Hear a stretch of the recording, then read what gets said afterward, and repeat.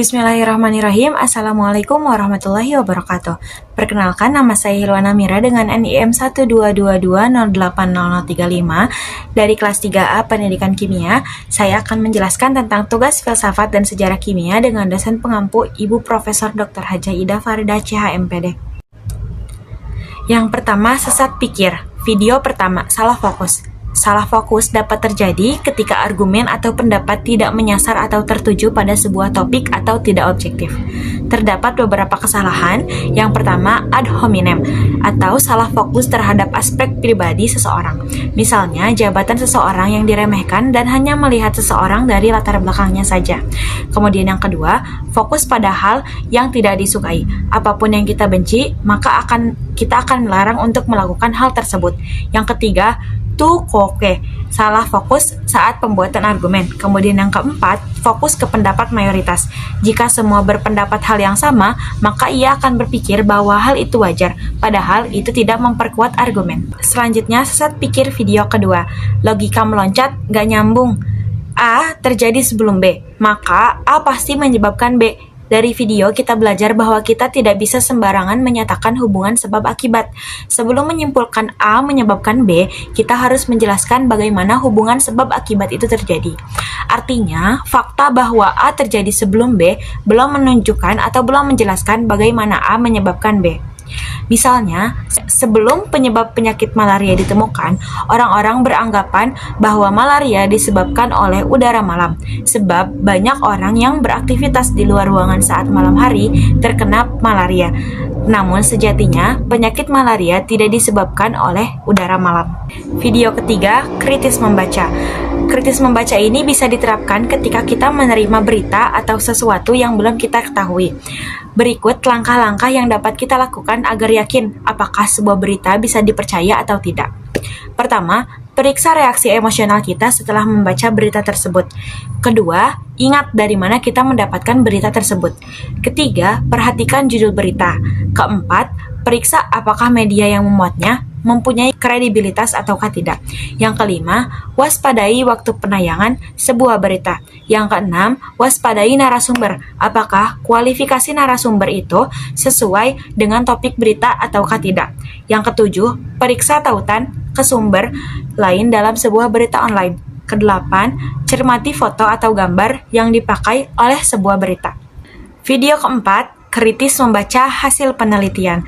Alasan mengapa artikel hasil penelitian perlu disikapi dengan kritis adalah karena ketika kita mendengar kalimat seperti menurut penelitian atau survei mengatakan dan sejenisnya, kita akan mudah percaya, padahal tidak semua penelitian layak dipercaya.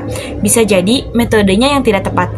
Begitu juga dengan artikel sains. Kadang peneliti bermaksud mengatakan A, namun di artikel sains itu dituliskan B. Maka itu sudah jelas tidak sesuai dengan fakta. Artinya, tidak bisa dipercaya. Akhirnya, pembaca jadi salah paham.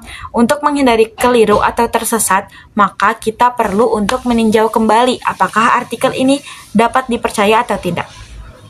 Video kelima, logical fallacy atau mengenali sesat pikir. Logical fallacy biasanya menipu orang yang mendengar argumen tersebut.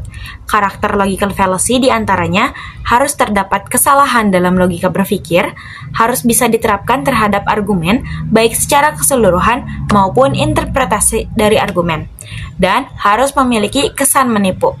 Selanjutnya ada macam-macam logical fallacy dan contohnya. Yang pertama, slippery slope argument adalah argumen yang menyimpulkan bahwa jika mengambil suatu tindakan, maka konsekuensi negatif lainnya akan mengikuti. Contohnya, kalau kamu ngasih makanan ke satu orang, kamu harus ngasih makanan ke yang lainnya juga. Kemudian yang kedua ada circular argument, adalah sesat pikir yang akan membawa kamu ke dalam proses adu argumen yang akan terus berputar-putar dan tidak akan ada habisnya. Contohnya, argumen seseorang bahwa Allah itu ada karena terdapat dalam Al-Quran, yaitu ketika seseorang bertanya apakah Allah itu ada, kemudian yang lain menjawab Allah itu ada kata Al-Quran. Nah, akan terus berputar-putar di situ karena tidak mencari argumen lain untuk menjawab pertanyaan Allah itu ada.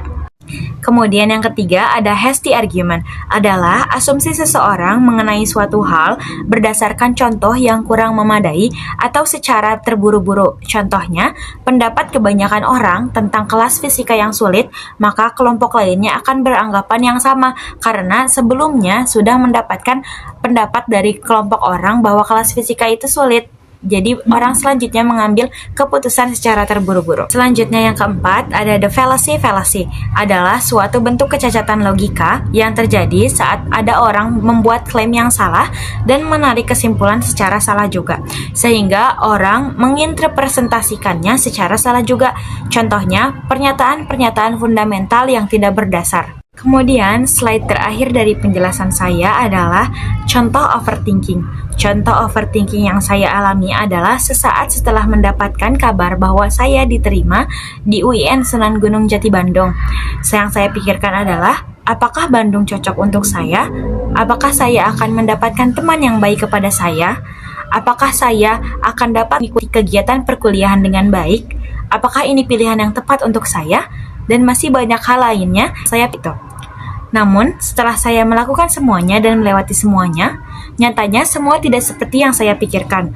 Saya memiliki teman yang baik dan dapat mengerti saya, kegiatan perkuliahan juga terasa menyenangkan, dan saya rasa saya mulai kerasan tinggal di Bandung. Sekian yang dapat saya sampaikan mengenai tugas filsafat dan sejarah kimia. Kurang lebihnya mohon dimaafkan. Sampai jumpa lagi. Wassalamualaikum warahmatullahi wabarakatuh.